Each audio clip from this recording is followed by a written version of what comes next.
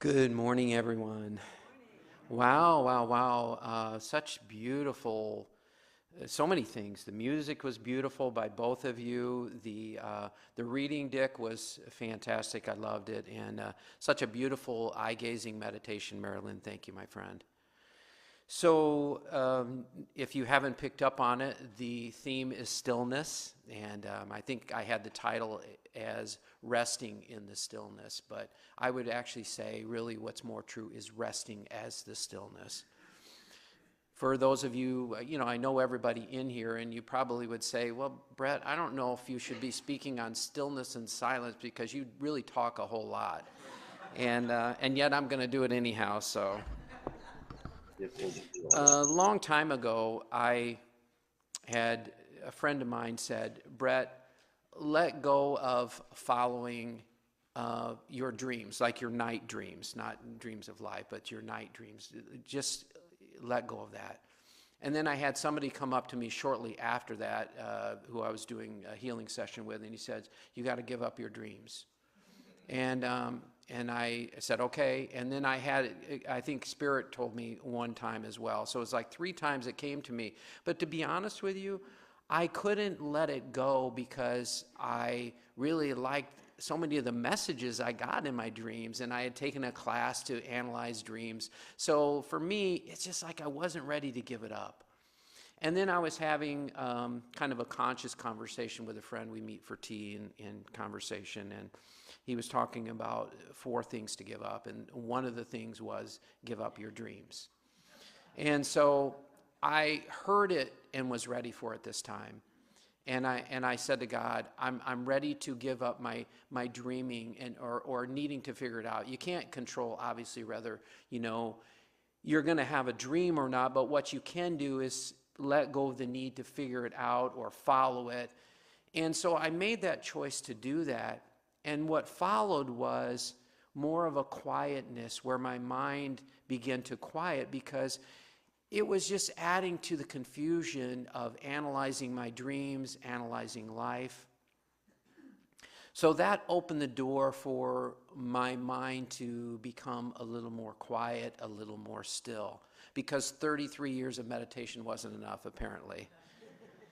So I did, and I started doing that more and more. And then what followed shortly after was a clear message from Spirit: no more trying to figure it out. They had told me this message many years ago, and I really made the choice to do my best to stop figuring it out. And on one level, it subsided considerably, but there was just still so much of it. How do I bring more money in? How do I increase my job? How do I improve quality of my life? All the things that our mind thinks it's going to help us with and coach us the way out of it. But there's not a way out of it, because it's more about accepting what is and flowing with it, because life in itself is beautiful and perfect, but the mind wants to tell you it's not. So to make the choice to stop figuring things out, what happened from that was my mind went even more quiet. And also what happened was my guidance really kicked up. I had already been get a lot of songs in my head. I've had that for years. I get a physical tap in my ear when they want my attention, and sometimes I hear direct messages. But now it's like when I go to reach for something, even when I'm eating, I'll go to reach for something, food, and it's like muscle testing. I just feel right away. It's like, nope, that's not for me. Or when I'm at the grocery store or whatever, I'm committed to aligning with God in every thought, every word, and every deed. And so from that commitment, God has heard me and said, okay, then I will provide you with the guidance that you need so that you don't have to figure as much out. That led to the next step. The next step, what I became aware of is good luck, Carol, drive safe, please. She had a passing of her cousin, and she needs to go. So it's not me, honest. So I got clear when I was meditating. I was just noticing and being in the awareness, being in the stillness, just sitting there.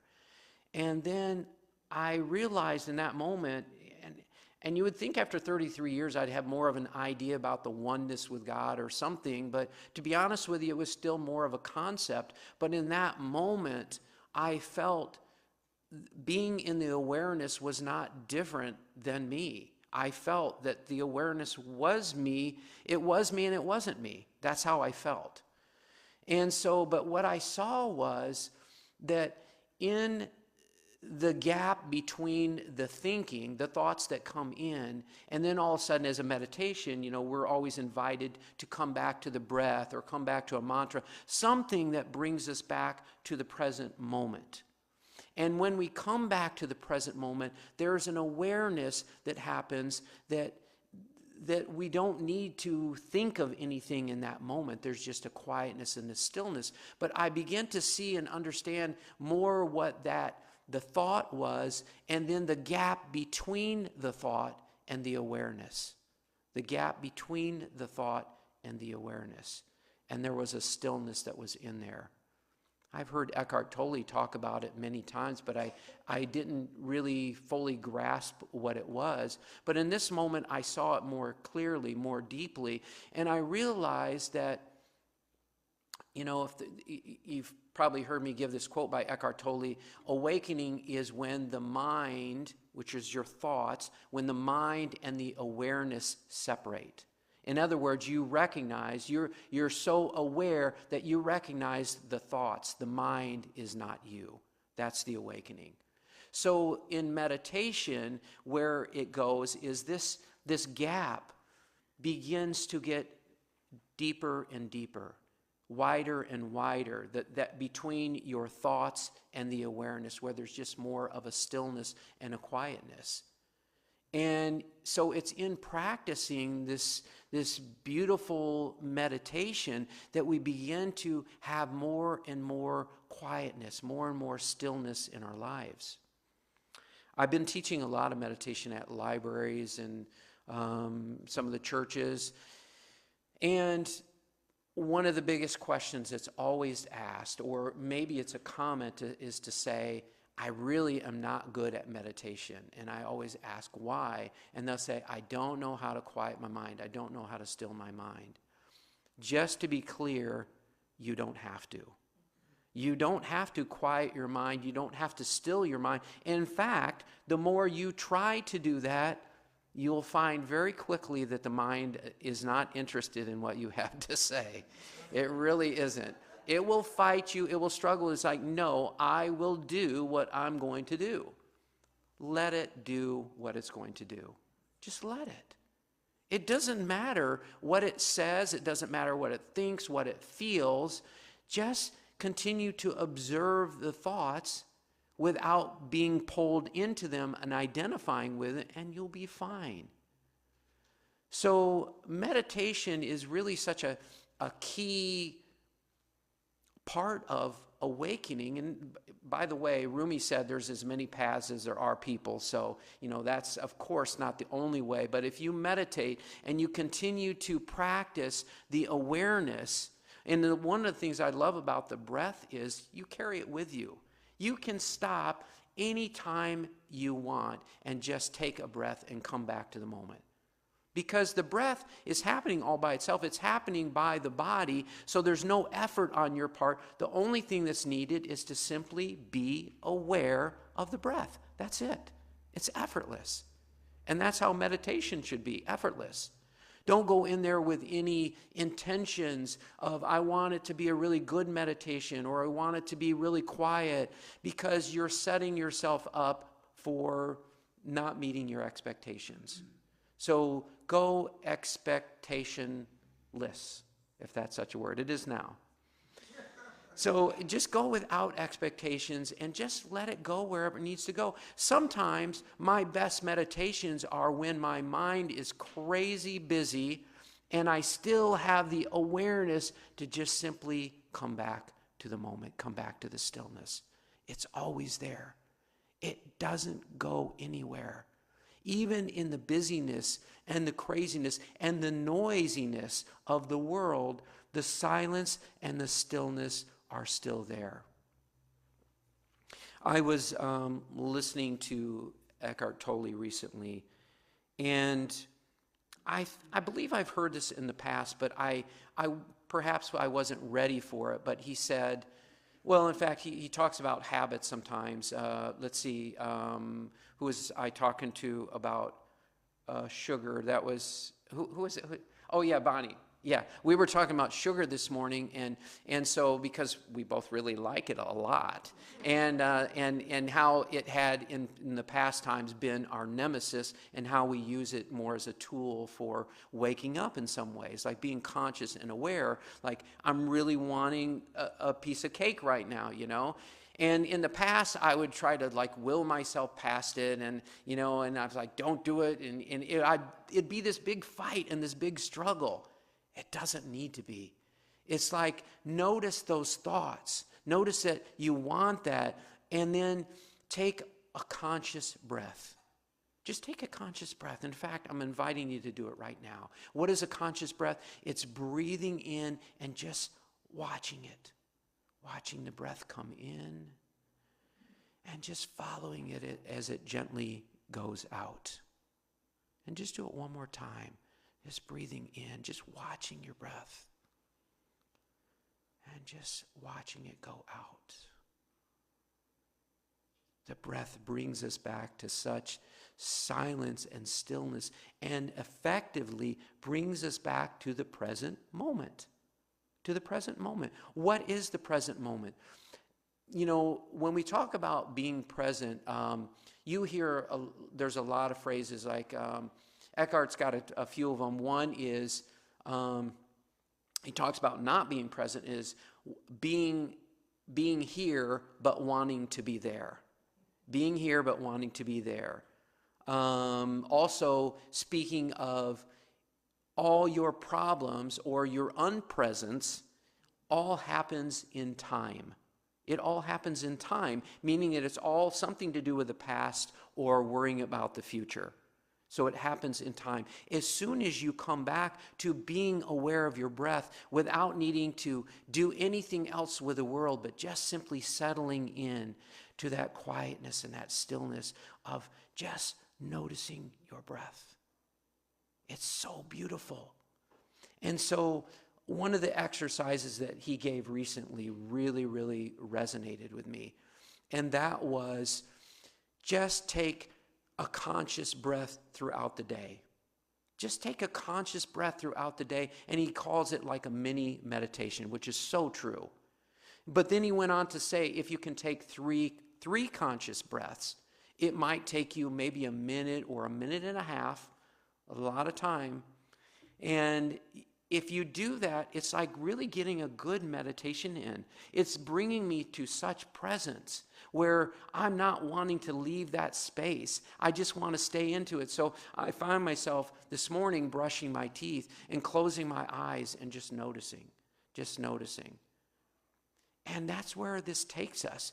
So ultimately what he was suggesting, if you can do 3 conscious breaths 3 times a day. And it's so helpful to keep you rooted in that essence, that presence of who you are, that silence, that stillness that is always, always here. You know, we're taught to figure things out. We're taught to create a good life. One of my teachers, my main teacher, Muji, said, it doesn't take anything to be happy, but it takes something to be sad. Just think about that. It doesn't take anything to be happy, but it takes something to be sad. What does he mean by that, something to be sad? It means that we've injected an opinion, a belief into the scenario of our life, and that is creating the sadness. See, because the truth is, we don't need to create a good life. Life is inherently good.